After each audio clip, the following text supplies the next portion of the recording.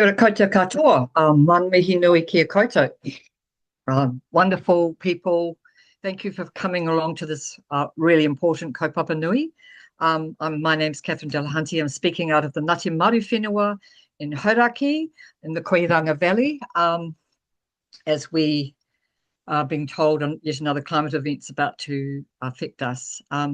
We're very lucky here to have these three guests today, but we'll just do some housekeeping first. So here's our community code whānau for treaty-based futures. As you can see, it's about respect, curiosity, generosity, and recognizing that no one knows everything. Together we have a lot of mātauranga we can share. Making space, taking space. We can't be articulate all the time, that's for sure, and not to take ourselves too seriously. For those of you who have come to listen, feel free to use the chat, and also for questions, if you can chat in the chat and put questions into the Q&A. This next slide is about accessibility whānau. It's very important. So you can see there are options here if you have some accessibility needs, which I hope will be met by these. This is a very important part of intersectional justice, is that disabled participation is possible rather than ableism. So basically, I also want to acknowledge and thank our partners. We have a number of exciting people and organisations who are back in this treaty-based futures, and without that, it would not be possible. So there's more than 60, and there's some familiar names, some awesome groups who are committing to supporting this biannual marathon of analysis and kōrero. So thank you very much for coming along, and we have three guests today. One of them is still about to arrive from Suva, but we are very privileged to have Mike Smith and Guy Ritani, both tangata whenua, one from Wundjalung country at the moment in Australia, and the other from Te Tai Tokerau. So welcome to you both. The process is going to be brief introductions from our panel of the 2 out of 3 so far. We're hoping, I've got fingers crossed for Rosa Moiwend, West Papuan activist who's in Suva. And then we're going to have space for these guys to kōrero about this really important kaupapa of decolonising our fight for the future, what that means to them, because this is a huge, almost overwhelming kaupapa, but when we hear the actions of committed people, it gives us all strength to carry on to do what we can for future generations, and certainly to commit to that. Before we start, I would like to just offer up a personal karakia for may we all be safe, may we all be strong, may we all be well, may we all remember who we come from, who is invisible and visible, those atua that of the planet that stand behind us, in front of us, and for our tupuna and our mokopuna, let those two profound realities guide what we do with each other, and may this kōrero give us the strength we need. Mauri ora. I just want a couple of quotes to start the day. Moana Jackson. And for those who think it might be, who say it's too hard or too unrealistic, then the demand that you get realistic is simply a retreat from the debate. And also from the great James Baldwin, African-American writer. Not everything that is faced can be changed, but nothing can be changed until it is faced. So kia ora everybody, I'm going to jump to you. The 30 years of incredible activism, Mr. Mike Smith, ngā poihi, Ngāti Kuri, I'll let you introduce yourself. Welcome to the seminar. Tēnā koe, tēnā koutou katoa. Tuatahi māku ngā mihi, kia koutou katoa, huri no. So just expressing my greetings to you all. Hope you're all well and safe today. And thanks to you, Catherine, for your acknowledgements of the deeply and profound drivers that compel us to want to protect each other, want to protect the world, live in harmony with each other, live in harmony with nature. And those things are not just manifestations of our immediate material needs, but this is from a higher consciousness level, if you like, that compels us to act in concert with all living things on the earth. So I thought that was a very nice way of opening us up. So thank you, Catherine. So I'm a community, well, I've been involved in the area of community development, I guess, for a number of years. That's included things like Indigenous activism, environmental activism. So I've been a long time advocate for these types of things, and my work's always been grounded in the principles of empowering people to, to self-realize their visions, and to understand the forces in society that lead to injustice, dispossession, and by understanding those forces within our society, we can then begin to organise around the problems and find the solutions that suit us in our respective places where we live. So I don't want to say too much more than that. That'd probably do. Kia ora tātou.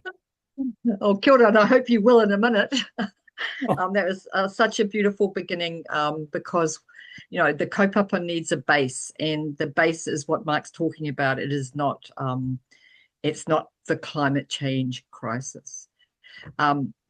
Kia ora, Guy. I'm really excited to have Guy with us from Ngāti Toa Rangatira, Ngāti Koata, Ngāti Kahungunu, but in the Bundjalung country at the moment. Perhaps you could introduce yourself. I'm really excited to have you on board. Tēnā koe, Catherine. Ai, mihi tuatahi ki tēnei kaupapa, tino hirihira tēnei.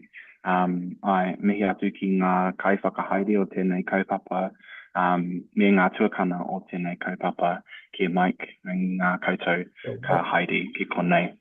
So yeah, first of all, thanks and huge gratitude to this kaupapa, this webinar, this conference series, to everyone who's been involved in organising this. It's incredibly important to show up to what this connection brings into action, into life, and to all of the ancestors and elders of this work that has made this space possible. So mihi atu ki ngā tangata katoa.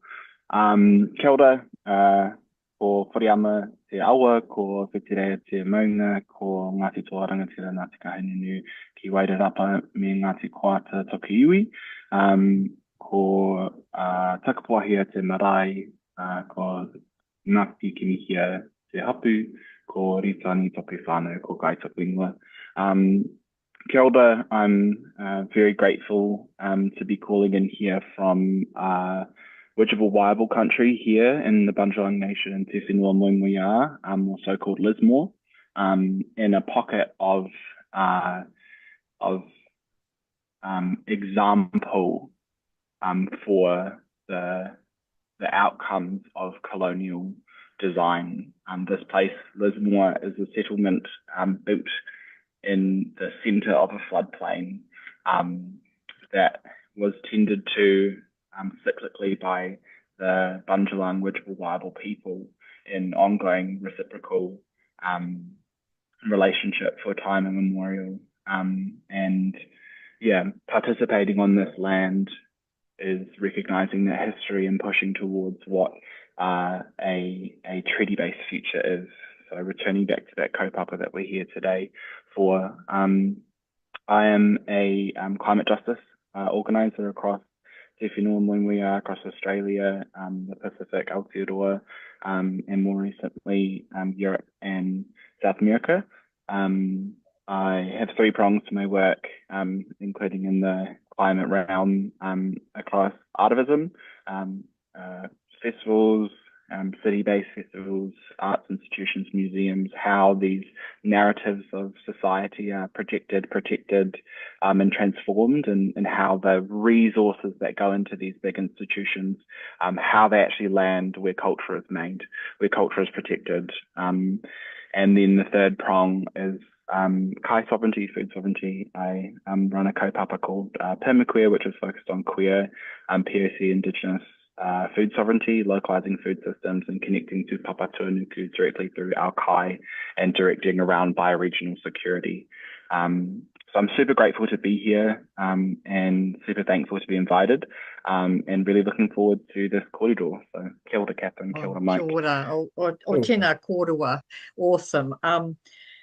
You might have a bit more space than you that I originally implied, because if our friend does not appear from her other really busy world. But I'd like to just start by asking, just offering up the space for both of you to have, up to 10 minutes to talk about how you interpret the decolonising fight for our future. What does that mean? It's such a huge kaupapa, and I think it needs breaking down and also applying to how it applies in the world that you work in, and the goals that you have with your peoples to make real change. So I'm just going to hand over to you first, Mike. So you just feel free to share your kōrero. Hi, well, tēnā nō koe, Catherine, ko koe hoki Guy. So greetings to everyone, and I hope you're all well and safe. As I said before, to start off, I'm currently speaking to you from the far north, a place called Tōkētau, also known as Doubtless Bay. We're currently under a red weather warning. We're expecting 3 days of torrential rain. It's just kind of starting now, which is going to lead to a lot of mass flooding events. So it seems like from Hawaii to Aotearoa and across the Pacific, we're experiencing these climatic extreme weather events. I know up in northern Queensland, they've just been through a similar cyclone. So to give us some context, this climate change isn't some abstract thing that's somewhere in the future. It's happening right now as we speak, and we're living through the early stages of it. So I want to speak plainly and simply around this issue, and in that climate justice is tiriti justice, referring to tiriti o waitangi. And if it isn't that, well, then it's nothing. And we don't really have time for soft language anymore when we talk about the decolonisation issues, because as Catherine, as you said, the climate emergency is not just an environmental crisis or a climate crisis. It's a systems failure at its root. And that system has a name. And that system is called colonisation. So as you know, 1840, tupuna signed Te Tiriti o Waitangi. They didn't give up sovereignty. They did not agree to be ruled. They agreed to a relationship that would be based on balance, respect, shared authority. But what followed was the exact opposite. Land stolen, forests cleared, rivers polluted, people was marginalised, and all of it justified through racism. And so that's ended up in the system that we have now, an agricultural economy, which is based on forests cleared, rivers polluted, people marginalised, all of the above. And that forms one of the major drivers in our country of emissions through the agricultural emissions. So once again, these matters are directly linked to tiriti and how that's transformed, how colonisation has transformed our land. So let's be clear, this is not a natural disaster as such. It's the result of decisions. And those are decisions that are made by governments, by corporations, by systems built on extraction. And all those types of decisions are still being made today. So when the last cyclone hit Kaikōrerō, which was last year, the last big one, we saw the truth of all of this. The communities up here were cut off, roads were gone, power was down. There's no help coming for some communities like Muri whenua in the far north, and whānau were left essentially on their own. Not because they chose to be, but because the system failed them. But here's the other truth. This is the counterpoint to that truth, is that our people didn't wait. Marae opened up as centres of care and safety for people that had been impacted by the floods and the storm. Whānau mobilised and came together, sharing kai, rescuing people from off roofs, and being the first responders. Quite often our people are, when the roads and the bridges go down and the uniformed groups can't get in there, well, then we're left to our own resources, often for the first 36 to 48 hours. And so we need to make decisions are therefore made locally, and they're made really fast. So to be honest about what happened, the state failed, but we didn't. And but what we heard after that was things like, well, you're resilient. And we talk about resilience, but quite often what's meant by that, we suspect, is that you're on your own and you've just got to, be, you've got to adapt and be prepared and all the rest of it. And that's racist in our point of view, because when support is slow, when infrastructure is neglected because of the so-called isolation of our communities, when Māori communities are last in line to receive investment, that's not a coincidence. That's systemic racism. And it's not new. It's the same system that took our land, undermined our authority, and now expects us to carry the burden of a crisis that we didn't really create. So meanwhile, the polluters continue on polluting while our communities are cleaning up. They're still polluting, still profiting, still protected by the law, by the government. And it's because of that I've got a case before the Supreme Court. It's called Smith versus Fonterra, and it's taking 6 of this country's top polluters to court. And it's about one simple principle: if you cause harm, you should be held accountable. So that's the new determination that we want from the court. If you're clearly causing the harm, clearly you must be held responsible and accountable. But of course, the system doesn't like that, because our political system was designed to protect power, to protect economies, to protect vested interest, and not to protect people. And we're the evidence of that, as a people. This system didn't protect us, and it hasn't protected the world that we live in. So it doesn't like what we're doing, because this system was designed to protect power and to protect people. So what I'd also say is that we can't be distracted by the fake solutions, and those of you that are across the climate issue will know this. We're being sold solutions like carbon markets and offsetting, and even electric vehicles. Well, that's probably not popular to say they're right at the moment with the oil crisis coming through, but really these are to a large degree fake solutions. We're not going to adapt our way out of this problem. We have to change our culture. When I say culture, we need to change our economic culture, social culture, and we must be prepared to transition away from the destructive elements of where we've come from in the recent times. And so the fake solutions are part of a process of delay, distraction, and denial. And they're about locking us into the status quo so that we don't disrupt the current system, even though it's falling apart at the seams at the moment. So things like planting pine trees, that's not justice. Offsetting pollution is not accountability. Greenwashing is not transformation. And so these are all the things we've got to be mindful of. So what needs to change? Well, not just the policies. It's not about just changing the policies. We've got to do the systemic structural change of the power systems within our country. And so from a Māori perspective, the pathway is pretty clear. We honour Te Tiriti o Waitangi properly. We return decision-making back down to affected communities, decentralised power bases. We resource and empower communities and hapu and other social structures to lead. We need to hold polluters accountable. And that's not a radical vision. That's the way things have been around the world for millennia.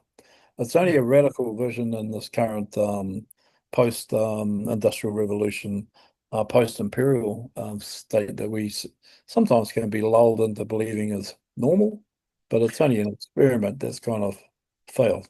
So it's not radical. What we're talking about is justice. So we're at a crossroads at the moment. Cyclone Gabriel was not a one-off. We're looking potentially at the next one coming across the bay as I speak. So it wasn't a one-off, it was a warning. And more is coming, more storms, more disruption, more pressure on our people. So the question is not so much as, are we ready? The question is, who decides what happens next? Because if we leave it to the same system, we will get the same outcomes. So the final message, I guess, for me is a challenge to us all. Our tupuna didn't wait for permission. They acted. They protected what mattered. They stood their ground, and now it's our turn. So I just want to leave you with this thought that if climate justice does not include te tiriti justice, well, then it's not justice. And if the system is failing our people, then we need to change the system. And if those in power won't act, well, then we must. So that's my final comment to you all. So thanks for being here and giving me the opportunity to talk to you. Kia ora tātou. Oh, kia ora. I just love hearing such lucid clarity of where we are and what it's really about, because there's so much that isn't like this. So thank you so much, Mike. Before we go to Guy, I just want to welcome Rosa. So my friend Rosa, who's beaming in from Suva, if that's right, my friend. And Rosa will introduce herself in a minute, but she is a Gebzi Moyu Marland woman from the tribal area of the Moroki, southern West Papua, where the greatest deforestation in the world is taking place as we speak. The greatest threat to regional climate is happening in Rosa's customary owned land and under military occupation. So my heart goes to you and your people, Rosa. Thank you for managing to get here, and we'll hear from Guy, and then we'll just give you a chance to listen, and then we'd love to hear from you on how you interpret this kaupapa. But I know that you are living a frontline life, and I really appreciate all of the work that you do as a voice for women and a voice for human rights, but also for a challenger of the eco side in daily life that you face. So kia ora. We'll jump to you, Guy, and I'd love to hear your kōrero now, and then we'll move to Rosa. Kia ora, Catherine. No mai, Rosa. Great to see you. And me atu, Mike, thank you for framing this so frankly and staunchly. Yeah, really appreciate that. Yeah, climate justice. Such an expansive kaupapa, and for my, I guess, practice of climate justice, I want to maybe start with my operating definition. So for me, climate justice is the intersection of social justice and environmental justice. And when it's practiced, we see environmental solutions that also solve our social solutions. And as Mike has said, there are so many climate solutions that still ignore, evade, and oppress social issues to anyone that's not in the dominant class. And so how that, I guess, trickles down out across all of our systems needs to be really critically identified. The patterns of how it emerges in everyday spaces, the patterns how it emerges in our language, all of these moments are opportunities for decolonisation, the opportunities for stepping towards what re-indigenization looks like. And when I come into climate justice spaces, I'm drawn into two ways. The first one to be like just blunt in a like heart burning, horrible way that acknowledges how, excuse my words, fucked we are, and how much damage that this continues to play out on the most vulnerable. and the amount of people who will never come to this screen to share with you how horrendous the impacts are on them. And if we look at the latest climate reports, these are sobering realities. And I think it's important that we continue to look that atrocity in the face, because all of a sudden these governing systems, these operating rules, they're simply not good enough. And what I get frustrated with quite a lot is that the distance between recognizing that reality and sitting in the immediate benefit of what these systems provide for us right now.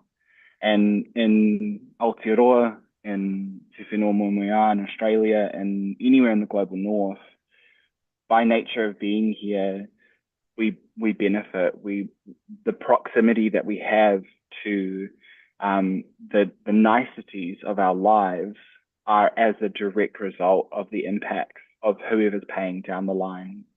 And that's our whānau, that's the impoverished communities in Aotearoa, and that's also the global south, across the Pacific, across all these nations that are completely overlooked, albeit but for extraction. And so I'm glad that Mike spoke to, this just transition, this electrical transition, and within that is the enslavement of critical mineral harvest from mines that continue to play out this exact same pattern of colonization. And so when we think about climate justice, we have to be radically different in the story we're being fed from the powers that be, from the governance structures that we currently have, because they're incentivized again and again and again to maintain these power structures. And they don't have cultural modes of being to think outside of them. And so the frank rawness of that is we're not going to get solutions. In the leading climate policy for the world, in the leading spaces of solutions, it is not coming from this top tier. It is coming from frontline communities advocating because that's all that they can do, and then being successful because their solutions are real. Their solutions are grounded in community, they're grounded in country, they're grounded in whenua, they're grounded in culture. And so my frustration with this space of climate justice and the co-option of it is I'm seeing climate justice move more and more into greenwashing and justice washing, and actually getting away from the communities that it belongs to, getting away from the spaces that enact culture and Te Ao Huri, the changing world, the communities that are face to face with these realities and aren't systemically separated from those realities, which is what our governments are. And from a reality check perspective, governments cannot govern the land in the way that they believe they could. Think about your backyard. Have you tended to all parts of your backyard and cared about that? It's a small piece of land that's under your, kaitiaki, that's under your care. And that's a big responsibility. And so to somehow think that one centralized government can care for an ecological crisis distributed across so much land that they have no connection with, no understanding and no cultural belonging to, there's no incentive there. And that illuminates the function that it's just about extracting, it's just about getting resources. And now colonialism is lost in this. We don't have any solutions. Our only option is extract. And that's why we're seeing this copy-paste policy all across the world.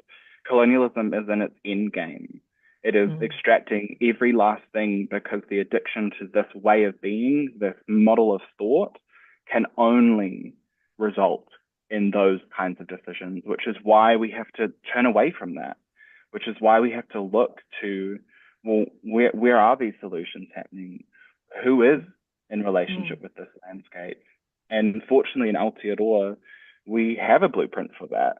We have Te Tiriti o Waitangi. We have the structure in place to recognize what mana whenua, what the care, what the structures, what the relationships. We have that blueprint.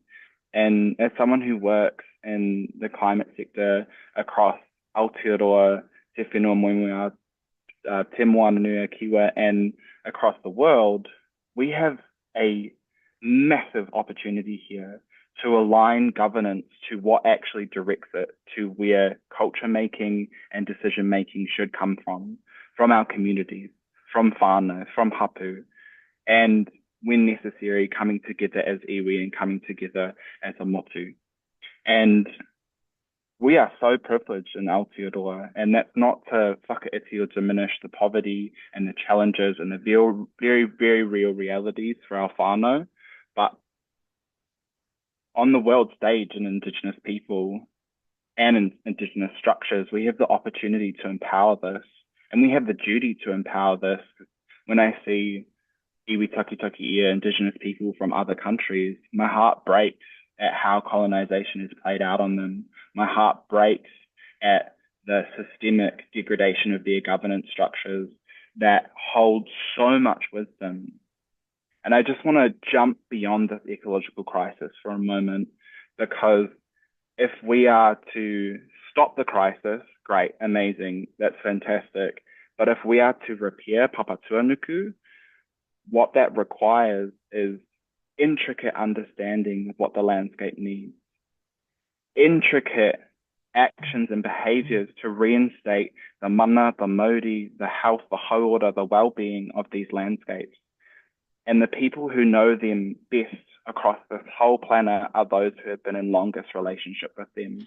And right now, without the empowerment and upholding of treaty mechanisms all across the world, we are eliminating the leaders, the knowledge keepers, the best strategy that we possibly have to heal our planet.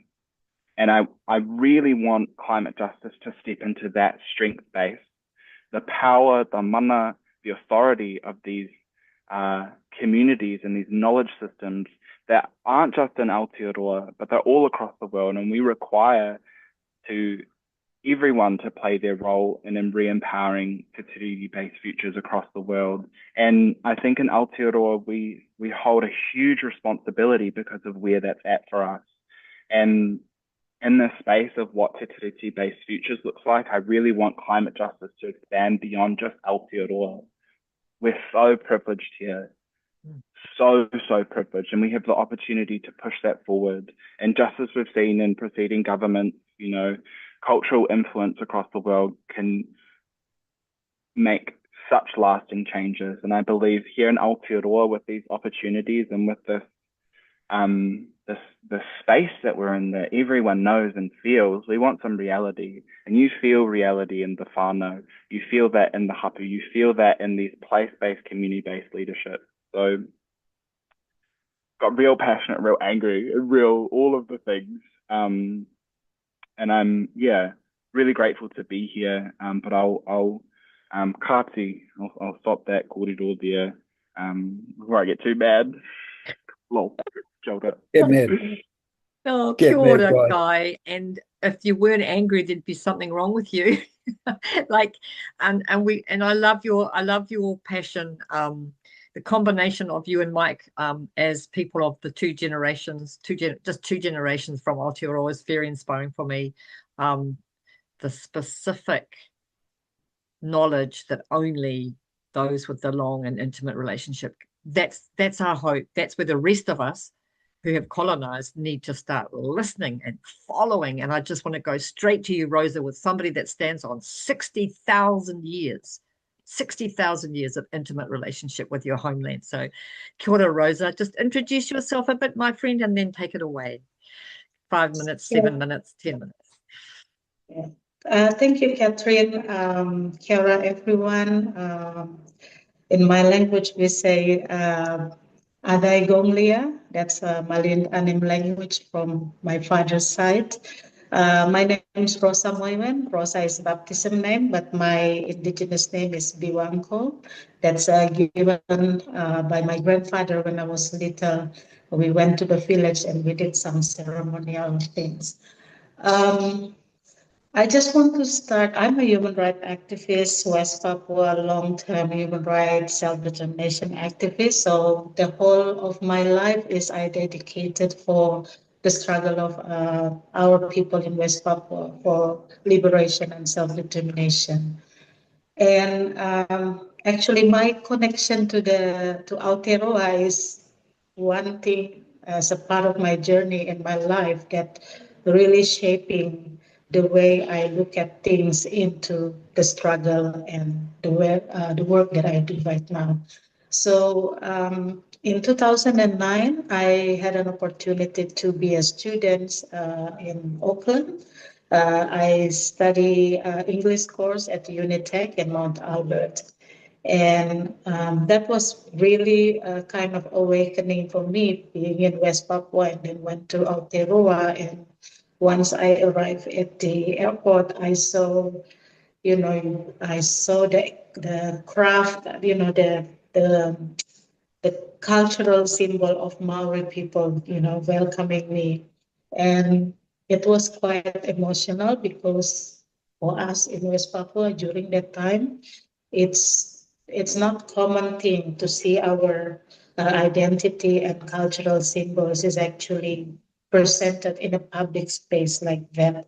So that was the first kind of really hit my heart, and I started thinking, wow, this is something that I've not expected at all, because in my imagination at the time, oh yeah, New Zealand is all the white people, but when I see something that reflected and it's really, sorry, I get emotional. It's really like speaking to me that I saw my ancestors' face is also there. So at that time, I was like, okay, this is something that I've not expected, but I want to learn something.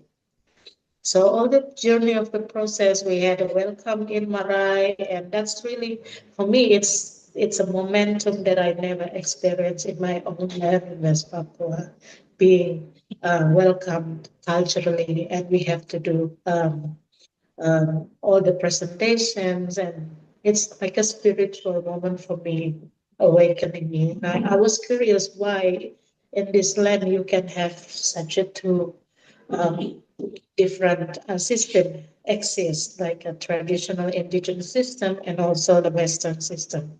So it brought me into the curiosity of that. And then as a part of our course, we also learned, we were being introduced to the Tiriti o Waitangi. And that was my first learning. And I went through all the document. Of course, the explanation is not too many, so then I had to do my own research and went through all the document. I also, some of my friends in Aotearoa, I think, Catherine, you also part of the person who teach me about that aspect of the Tiriti as well with some of my friends. And I started to reflect back to how West Papua became part of Indonesia. It's a long struggle for us, 60 years now, to get our independence. And until now, Indonesia, with all the manipulative narrative that they do, the propaganda around the world, especially in Oceania Pacific and in New Zealand, of course, to claim our land, our territory as a part of their sovereignty. And that's really hurting, and that's the reason why West Papuan people still continue fighting until today. And when I read the Tiriti o Waitangi, it reminds me of the special autonomy law we have now with Indonesia. They've given us special autonomy as a bargaining position because of the demand for independence and self-determination. So we, West Papuan, have to negotiate with them. So we put our draft concept of special autonomy that can guarantee our fully right for self-determination, while Indonesia also at the time have their own draft. And it's been contested. And it also reminds me of the Tiriti o Waitangi, where the language is really matter, what you put and what you interpret from the Tiriti o Waitangi. So in special autonomy law, a lot of, in the process of legalizing the agreement, there is a lot of changing in terms of language, especially when it comes to the full right of West Papuan indigenous people to enjoy, to manage our land resources and everything. Because under Indonesian law, all the natural resources and lands belong to the state. So this is a kind of conflict that until now we are doing fight for. So since that special autonomy, a lot of development approach is really based on the extractivism. So all the development approach. And I can just go straight to the recent one. The recent one is called National Project, the Indonesian National Strategic Project, and it's related to the resource extraction, minerals, land. They want to build like millions hectares of food estate for the sake of food security, but also energy, green energy, renewable energy. So the location for that plantation is actually taking our my customary land, not only me, but the collective of Malinani people and people in the southern part of West Papua. And it's not only in southern part, but the rest, if we look at the map of West Papua, most of the territory is already plot for the development project. So when we talk about agreement, we talk about this kind of, negotiation and agreement, our people since 1960s and then come to special autonomy law, and then now, we never involved in all of that conversation about our future. So it's all decided by the state, by Indonesian state, and use the military approach to stop us from questioning the decision or the policy, questioning everything about their Indonesian existence in our land. And they always claim that Indonesia's, like, for example, when we do the lobby and advocacy in the regional space, like with PIF, we have Australia, New Zealand there as a big players, along with other Pacific Island countries. And one thing that Indonesia always used and also agreed by these big players is about sovereignty. So respecting the sovereignty of the state. And Indonesia used that as a way to claim that no one can interfere their position in West Papua, questioning their position in West Papua. New Zealand government tried to we hope that because they have a good relationship with Indonesian government, maybe they could help in terms of negotiation or in terms of bring the issue to the table. And they also need to fix their internal home problems with the Maori people. So that's why it's so challenging, because how could we expecting them to help us if they cannot do their job, do their homework in the land that they occupied right now?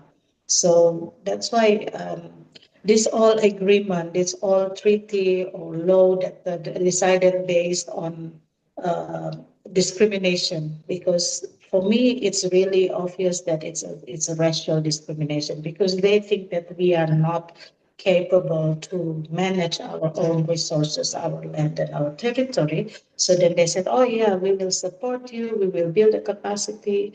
So part of that special autonomy law is talk about right to health, right to education, everything. And when I was in Auckland, I had a chance to go to the up north and experience living marae and living community. It makes me cry, because what I see, it's just reflected to me. What I see, it's what we experience. And I think it's so important for us to work together and to keep teaching the world, preaching the world that we as an Indigenous people of that land, we have a full right, and they have no right to dictate us, to control us, even to tell us how to manage our land, because we know how to manage our land. Land and us is one united body. We are not exploiting our land. We use the resources that God provided for us through our land, so then it can keep us survive. And because it's belong to our identity, if we lost the land and we lost the identity. So I always think that the Maori people is a good example for us, other indigenous people in the region, because you already on very advanced level to have that position to be able to negotiate with the colonizer who are now setting up the country. And for us, it's a learning experience, but also solidarity. So if you success in your struggle, then it will also lifting us up to our struggle, so that we can always look at the example and then follow your step. So I think I want to leave it there. Thank you. Oh, kia ora, Rosa.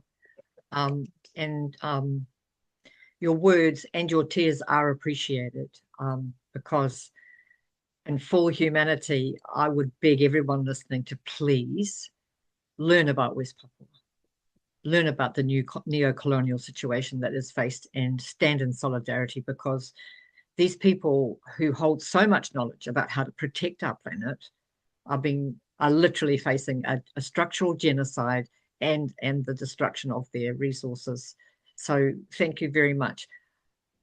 It is appropriate that we grieve as well as we fight, as well as we look for, as Guy said, the people who can provide the real solutions, not the faux solutions that Mike identified so clearly. We've got a little bit of time and a couple of questions, so I think our answers will need to be quite tight to get through them, but we'll just do a couple.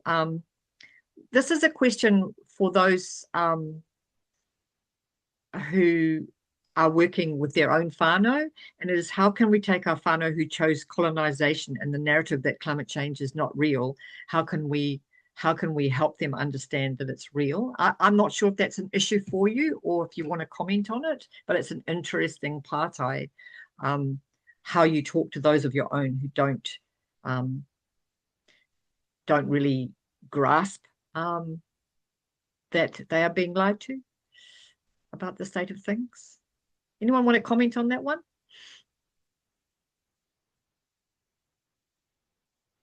I think it's, during COVID, we were faced with a similar problem where people were in denial about COVID and they were suspicious and fearful about it. And so one of the pieces of advice that went out was not to try and avoid getting into the conflicting, the conflict over it, but, to approach the conversations in a good and kind way and to not push people. But, and just, get people to maybe start observing things a little bit more around them. But, the science is good. I mean, there's probably 360 degrees of ways of trying to convince people, and you just got to find the best one that works for the people that you're with. Sometimes it's cultural knowledge, sometimes it's social knowledge, sometimes it's fear. Fear is a good one. Although some people don't like it, but fear is there for a reason. It tells us to act if we're scared of things. It's part of the human condition. But so good luck with that. Kia ora. Guy, do you want to comment? I know Rosa might have to go because she's at the meeting with the Pacific Island nations as a representative. So if she has to go, she has to go. We know she's frontline. I'll go to you, Guy, if you want to comment.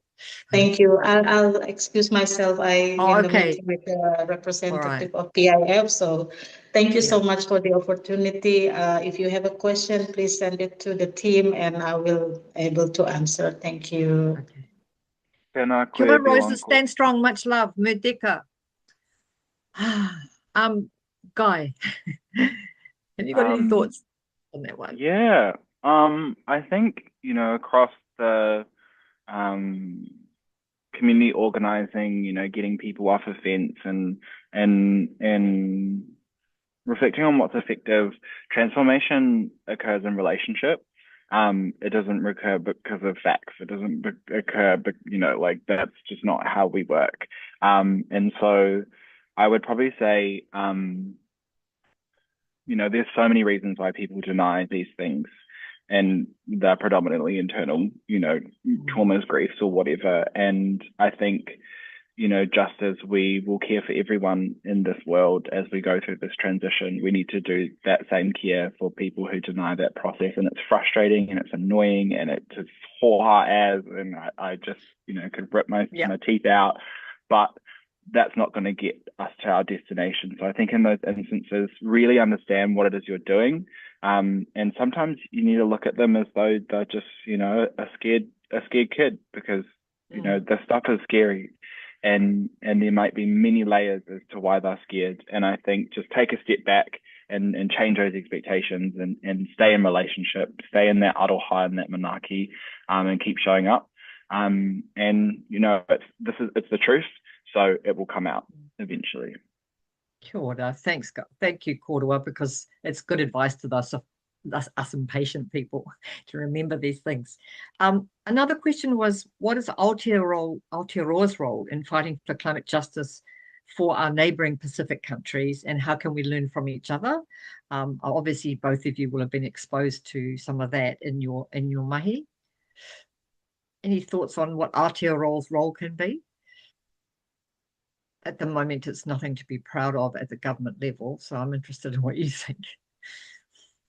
Well, I think we've got a responsibility to our whanaunga in the islands to provide a safe home for them, and in the event that their islands are inundated. We've got an obligation to fight alongside them so that doesn't occur. The court case that I'm currently taking, if successful, is likely to establish a precedent across the globe that can be drawn upon. We need, I think, regional strategy so that we're not fighting the perpetrators or the those that are causing the problems. We're fighting those in isolation. So I think we need a joined up strategy across the Pacific. Well, let's start at home, across our communities, across our iwi boundaries, across the country, across the races, across the Pacific and across the globe. I think that's the best option that we've got, is a joined up strategy. And of course, there's a lot of obstacles in that pathway, but we've got everything to gain. So I think that type of political reaching out, but we can't expect Winston Peters to sort it out for us as the Minister of Foreign Affairs. We're going to have to exercise our whanaungatanga, our familial relationships, our organisational relationships, and to continue building on those. Kia ora, Mike. Awesome. Guy. Kia ora. I mean, first and foremost, like, Aotearoa is real racist. Just gonna say it. And the narratives towards Pacific Islanders, it reflects that. It just is the same as it reflects, those relationships towards Māori, and anyone who's non-white. And I think there's a lot of deep cultural work to be done to change and shift that narrative. The way I sort of, Te moana nui kiwa, that's where we came from, our tūkana, that if we look all the way back up, there's an obligation that we have towards them. And I don't see that necessarily being reflected by by everything as a whole. And we share the same struggles. And so I think, awareness and solidarity is really important. I'd really love to see, these plights of the Pacific Climate Warriors, 350 Pacific, all these really awesome campaigns that are really leading in terms of engagement and interaction. And the Pacific is heading way above its weight in terms of contributing to global policy. And just as Mike said, we need to coordinate with that, and that needs to be deeply integrated and understood in our communities. And so I think what that looks like is learn more, understand more, garner more respect, and reciprocity. And I think, that solidarity, if we can grow that solidarity stronger, we're all fighting the same fight here, and we're all fighting for the same, resources to do things differently, and we don't need to do that. And I think the best way to enact that is have a practice of that at the community level.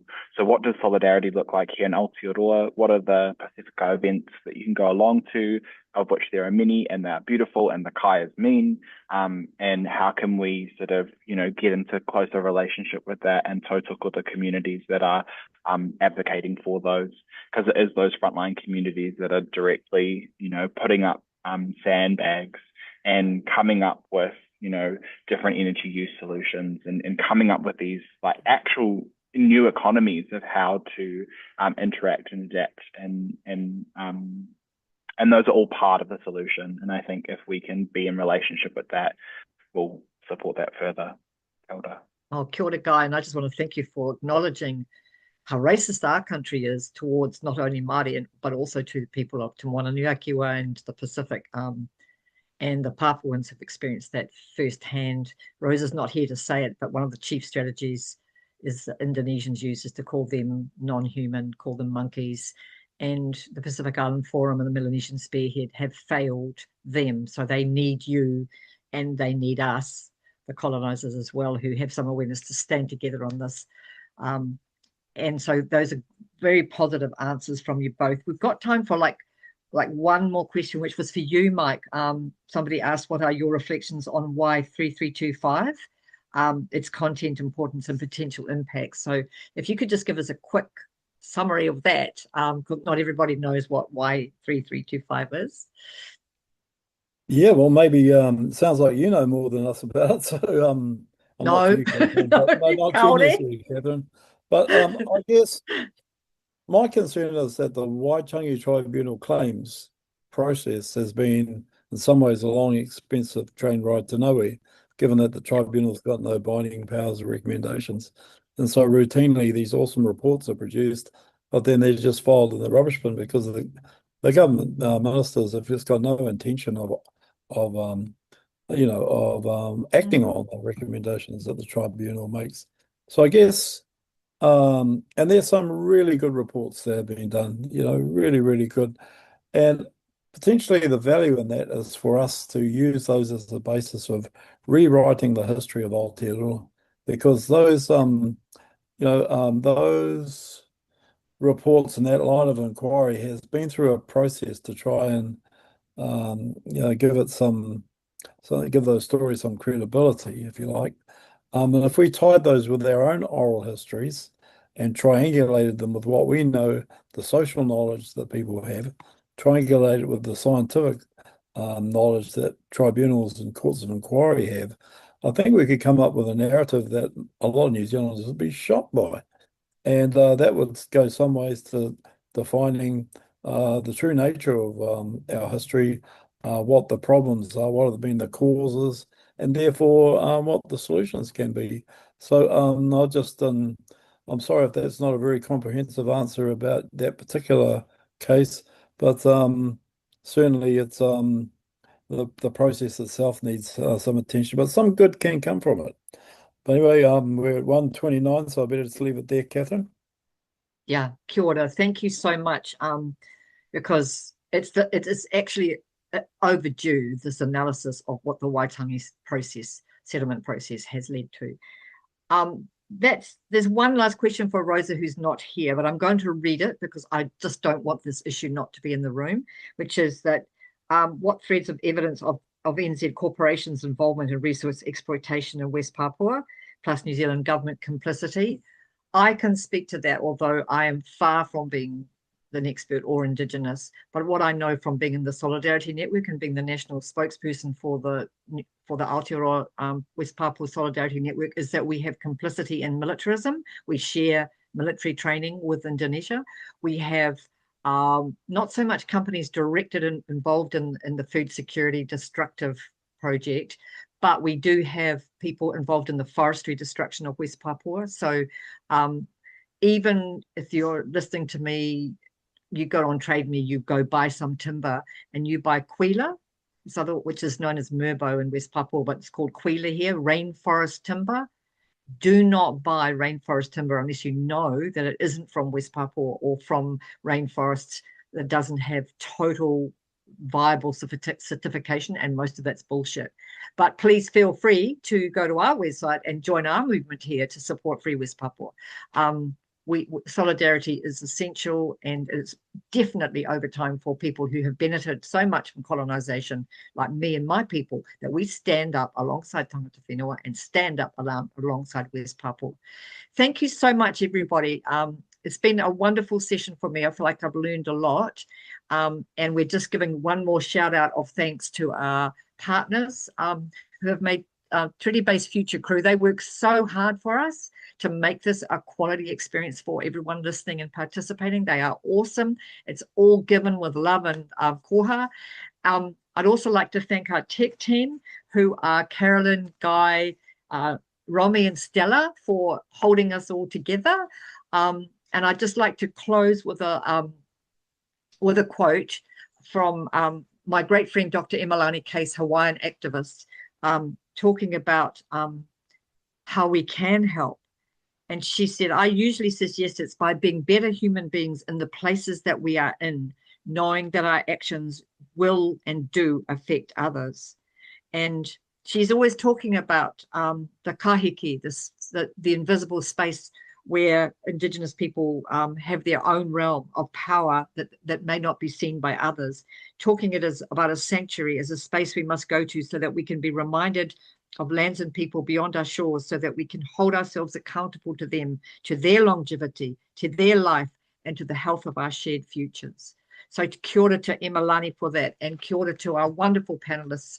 Tēnā kōrero, I just found you both lifted up my heart at a time when we need each other and we need to talk, and we will act in solidarity. Kia ora, everybody. Ka kite anō. Kia ora.